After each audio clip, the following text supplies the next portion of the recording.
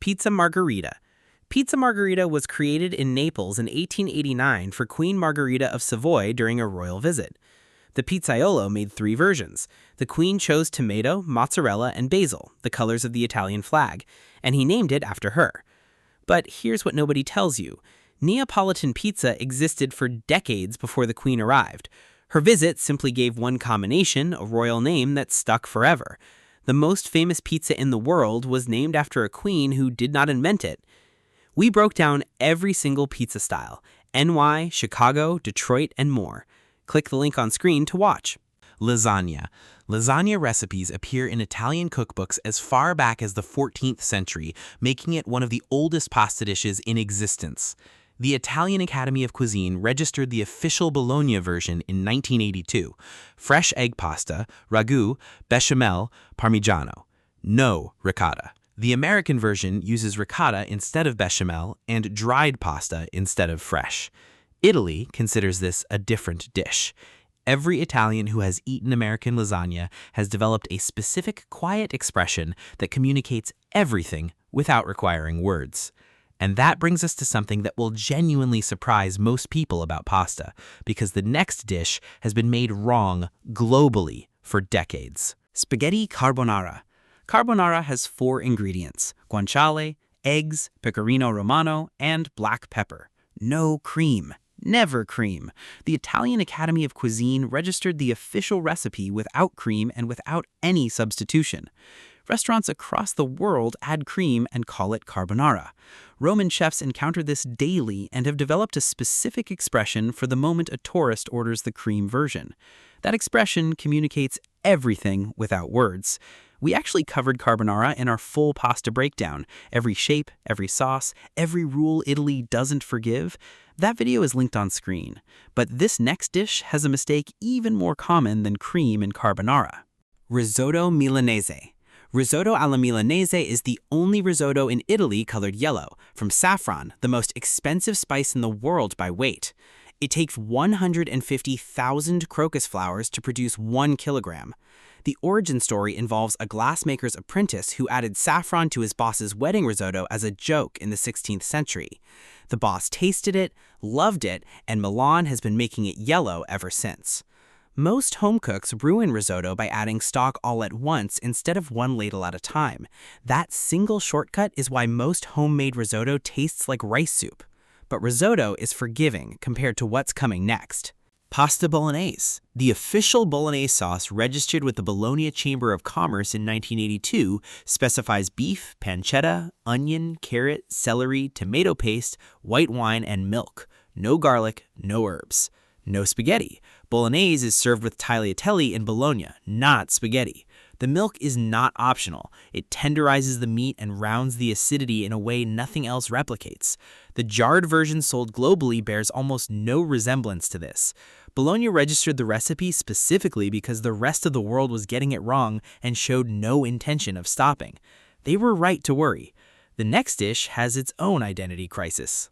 Ravioli. Ravioli appears in Italian records as early as the 14th century, making it one of the oldest documented pasta formats in existence. The filling was originally a way to use leftover meat and cheese scraps sealed inside pasta dough to stretch ingredients further. The square shape became standard because it wastes less dough than circles when cutting from a flat sheet.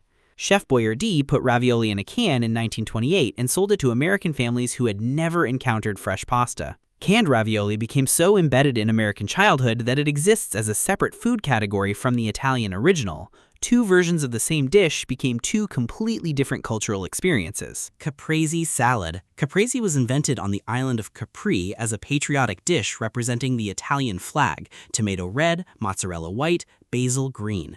3 ingredients. The dish is entirely destroyed by any one of them being mediocre. A supermarket tomato, low-moisture mozzarella, and dried basil produce something that technically resembles caprese, but has no connection to why it exists.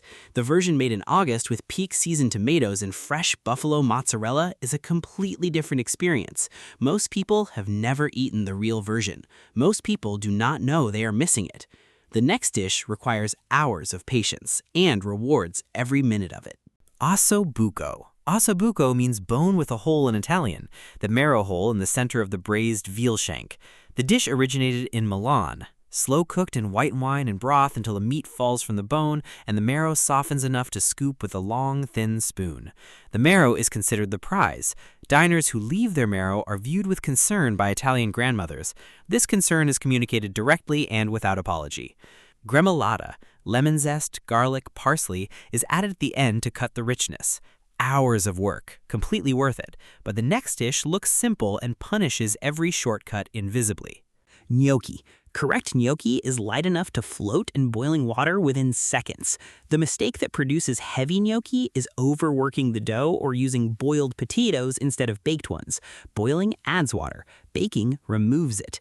The dough should barely hold together. Italian grandmothers use the minimum flour that allows the dough to exist. The margin between correct and incorrect gnocchi is the smallest of any pasta preparation. Most restaurant gnocchi is too heavy. Most home gnocchi is worse. One extra handful of flour is all it takes to ruin an entire batch. The next dish has survived for over 2,000 years without a single mistake built in. Focaccia. Focaccia has been baked in Liguria since before Roman times, one of the oldest breads in Italian history. The Ligurian version floods the dimpled dough with olive oil before baking. The oil pools in the finger-pressed pockets and creates the crispy bottom and soft interior that defines it. Bakeries in Genoa sell focaccia through a street-level window starting at dawn, eaten plain and warm as breakfast. A bread that has existed for over 2,000 years remains the defining morning food of one Italian city. Most focaccia outside Liguria uses half the olive oil it should. That is the entire difference. And the next dish contains an ingredient Italy didn't even have for most of its history. Bruschetta with tomatoes. Bruschetta originated in central Italy as peasant food. Stale bread rubbed with garlic, drizzled with olive oil, and topped with whatever was available. The word comes from the Italian bruscare, meaning to roast over coals. Italian farmers used bruschetta to test the quality of their newly pressed olive oil each harvest season, tasting it directly on toasted bread before selling it. The tomato version that became globally famous is actually a relatively recent adaptation. Tomatoes only arrived in Italy from the Americas in the 16th century. The most iconic Italian appetizer in the world contains an ingredient that Italy did not have for most of its history. Parmigiana di melanzane. Eggplant parmigiana is claimed by Sicily, Campania, and Calabria simultaneously. The name Parmigiana does not refer to Parma, despite the obvious implication. Food historians believe it derives from the Sicilian word for wooden shutters, describing the layered structure. Italian-American restaurants adapted it with chicken and called it chicken parmigiana. Italy has no such dish. Americans and Australians now argue about authentic chicken parmigiana, while Italy watches from a position of complete non-involvement. A dish 3 Italian regions claim became the national dish of Australian pub culture.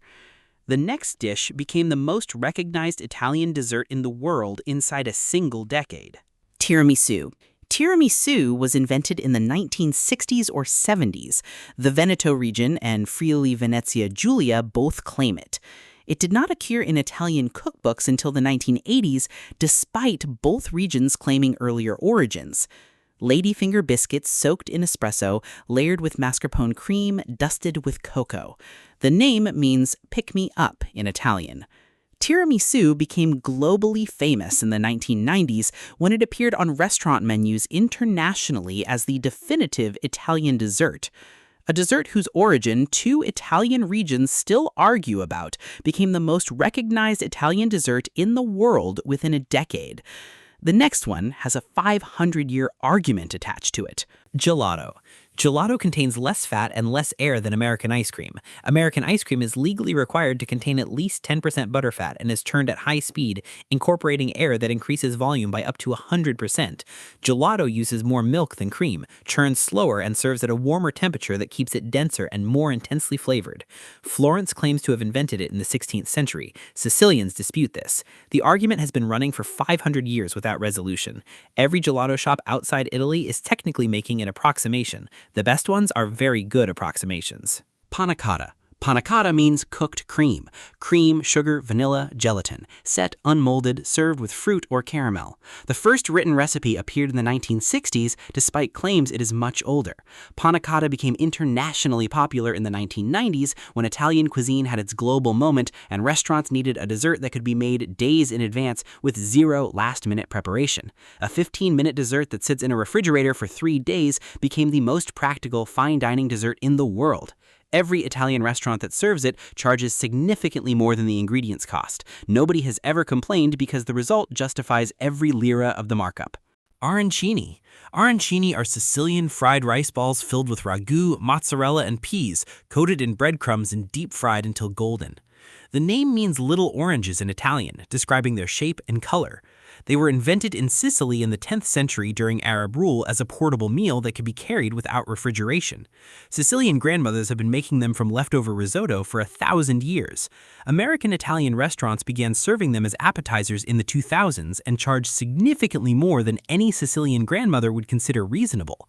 A 1,000-year-old leftover solution became a premium restaurant appetizer. Bomboloni. Bomboloni are Italian fried dough balls filled with pastry cream, jam, or Nutella and rolled in sugar while still hot. They originated in Tuscany and have been sold from street carts and bakeries across Italy for centuries. The name comes from bomba, meaning bomb, which is an accurate description of what happens when you bite into one without preparation. The jam version is the classic. The Nutella version is the reason lines form. Italian beach towns sell them from carts in summer at a pace that suggests the entire country operates on a bomboloni-based economy from June through August. Every filled donut made in the Western world traces some lineage back to this.